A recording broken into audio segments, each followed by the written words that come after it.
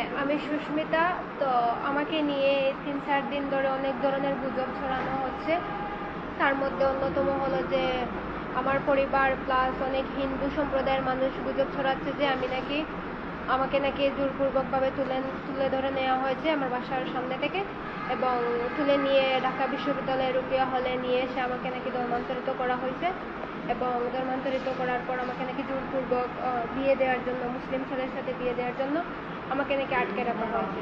এটা সম্পূর্ণ ফেক এবং গুজব, এবং আমি এখন ঠিক আছি, সুস্থ আছি, এবং আমি স্বেচ্ছায় আমার নিজের ধর্ম ত্যাগ করেছি, এবং আমি কাজী নাজমুল সাকিব নামে ছেলেকে বিয়ে করেছি, এবং আমি তাকে ভালোবেসেই আমি তাকে বিয়ে করেছি। কিন্তু আমার পরিবার বা হিন্দু সম্প্রদায়ের মানুষ বিভিন্নভাবে আমাদেরকে হেনস্থা করতেছে এবং অনেক ধরনের গুজব ছড়াচ্ছে। এটা কিন্তু আমি কিভাবে আপনারা বুঝতেছেন যে এটা আমাদের উপরে কিভাবে যাচ্ছে বা আমরা কত সমস্যা ফেস করতেছি।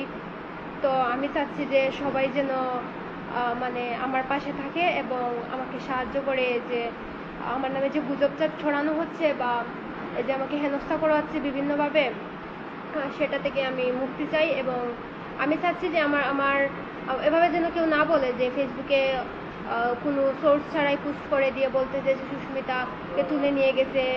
এগুলো তো আসলে সত্যি না।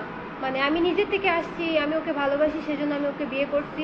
তো সে আমার ধর্মের না, তো সেজন্য যে আমার ধর্মের লোকেরা তার নামে যে এভাবে মিথ্যা রটাবে, সেটা তো আমি আসলে আশা করি না। তো এটাই আমার চাওয়া, যে আমার নামে যাতে আর কোনো গুজব রটানো না হয়, এবং আমি রুকিয়া হলে ছিলামও না, এবং আমি রুকিয়া হলে থাকবো না। আমি সেফ আছি এবং আমাকে নিয়ে আপনারা চিন্তা করবেন না। ধন্যবাদ।